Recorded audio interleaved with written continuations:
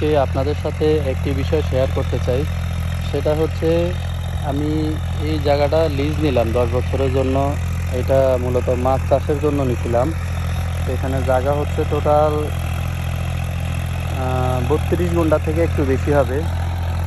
তো এখন এই জায়গাটাতে আপনার মাছ চাষের জন্য নিচ্ছি, তখন এখানে লোকজন যারা তারা বলতেছে যে এখন তো সবসময় পানি পাওয়া যাবে না, তাছাড়া যদি বাইরের পানি এখানে ঢুকানো হয় তাহলে মাছে নাকি ভাইরাসে ধরবে।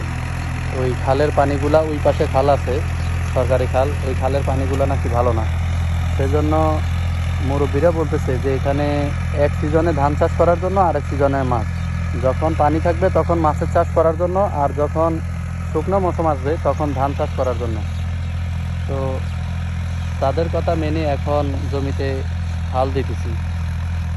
এ, হাল দেওয়ার পরে তারপরে এখানে সার ছিটাবো, সার দেওয়ার পরে চুন ছিটাবো, তারপর এগুলা কিছুদিন পচার পরে এরপরে এখানে পানি ঢুকানো হবে, তারপর মাছ ছাড়বো। সবাই আমার জন্য দোয়া করবেন। ধন্যবাদ। আসসালামু আলাইকুম।